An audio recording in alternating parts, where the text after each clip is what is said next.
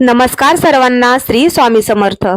तर मार्गशीर्ष महिन्यातल्या तिसऱ्या गुरुवारची महालक्ष्मीची पूजा मी अगदी साध्या सोप्या आणि माझ्या पद्धतीने केलेली आहे.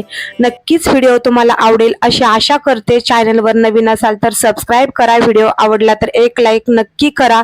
तर चला व्हिडिओला सुरुवात करूया. तर इथे मी पहाटे 5 वाजता उठलेली होते आणि अगदी ब्रह्म मुहूर्तावर माझी तिसऱ्या गुरुवारची पूजा झालेली आहे. तर आम्हाला बाहेर जायचं होतं, त्या कारणाने इथे मी सकाळी लवकर उठले. दारातलं सगळं स्वच्छ झाडून वगैरे घेतलं पहिलं, त्यानंतर लादी वगैरे पुसली, नंतर दरवाजामध्ये पाणी टाकून स्वच्छ दरवाजामध्ये साफ केलं. दरवाजा स्वच्छ साफ केल्यानंतर आंघोळ वगैरे केली आणि त्यानंतर मग पहिली देवपूजेला सुरुवात केली. तर सुरुवात मी उंबरठा पूजनापासून केली. कसं दरवाजामध्ये पहिलं सगळं स्वच्छ रांगोळी वगैरे झाली तर मग छान वाटतं. तर पहिलं पुसून ते झाल्यानंतर मग इथे मी उंबरठा पूजन केलं. पहिलं हळदीचं लेपन वगैरे केलं, रांगोळी काढली, दिवाबत्ती केली, सगळं काही सजावट उंबरठ्यामध्ये करून घेतली. याच्यात माझे 20-25 मिनटं जवळजवळ गेली. पटापटा आवरलं आणि हे केल्यानंतर मी घरातल्या देवपूजेला लागले. कसं म्हणतात ना, घराची कळा अंगण सांगते, तसं पहिलं आपलं दार स्वच्छ असलं म्हणजे दारातूनच लक्ष्मीचा वास असतं. तर पहिलं मी एक एक करून घेत असते. मग पहिलं उंबरठा पूजन शक्यतो मी पहिलं अगोदरच करून घेत असते. उंबरठा पूजन केल्यानंतर इथे मी देवपूजेला सुरुवात केली. तर इथले मी पूर्ण देव वगैरे काढून घेतले होते. देव काढतच होते, त्याच्यात थोडासा हा व्हिडिओ शूट केला होता, कारण सगळंच शूट करायला जमत नाही आणि एवढं सकाळी सकाळी मी कसं तरी तुम्हाला दाखवलं आहे. तर किचनवर मी ही सगळे देव घासून धुवून वगैरे इथे ठेवले होते. त्यानंतर मग मी कारण थोडेसे धुवूपर्यंत चांगल्या प्रकारे देव सुकतात, पण थोडंसंच पुसावं लागतं, नाही तर गरज पण पडत नाही. तर मग इथे मी घासून ते करून किचनवर देव ठेवलेले होते आणि त्यानंतर मग मी घरातल्या देवाची मांडणी केली होती. कारण मांडणी सविस्तरपणे मी तुम्हाला दाखवली नाही, पण सगळी मांडणी वगैरे केल्यानंतर सगळी देवपूजा ते आवरल्यानंतर मग पूर्ण व्हिडिओ मी घेतलेला आहे. तर अशा प्रकारे माझी देवघरातली पूजा झालेली होती.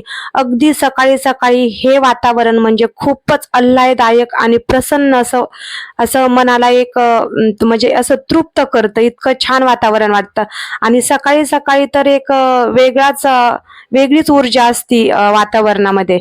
तर खूप छान वाटत होतं आणि हे सगळं झाल्यानंतर मग मी महालक्ष्मी पूजेला सुरुवात करणार होते. कारण सगळं देवपूजा पहिली झाली म्हणजे मग कसं आपलं एक गोष्ट बाजूला झाल्यासारखी होती. रोजची देवपूजा व्यवस्थितपणे झाल्यानंतर मग पुढची देवपूजा करायला काही वाटत नाही. नाहीतर सगळं एकत्र करायला घेतल्यानंतर हे करू की ते करू सगळा गोंधळ उडून जातो. म्हणून पहिलं माझं उंबरठा पूजन असतं, त्यानंतर रोजची देवपूजा असती आणि त्यानंतर मग मी आपली महालक्ष्मीची पूजा करायला घेणार होते. देवघरातील जो रोजचा नेहमीचा कलश असतो तोही मी पाणी वगैरे बदलून सगळं साफ केलेला होता आणि इथे मी सगळी देवीच्या पूजेची तयारी करून घेतली होती. सगळं साहित्य एकत्र ठेवलं होतं म्हणजे जेणेकरून आपल्याला 3-3 वेळा उठायची गरज पडणार नाही.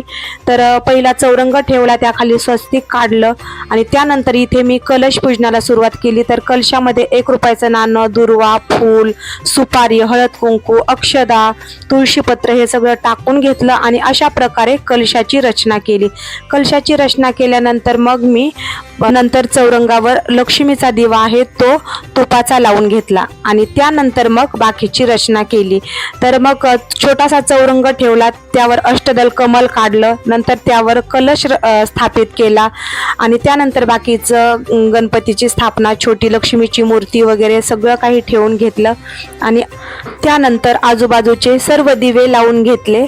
अशा प्रकारे सर्व पूजा मांडणी माझी झालेली होती आणि त्यानंतर मग मी कहाणी वाचणार होते. रोज मी स्वामींचेही 3 अध्याय वाचत असते, तेही वाचणार होते.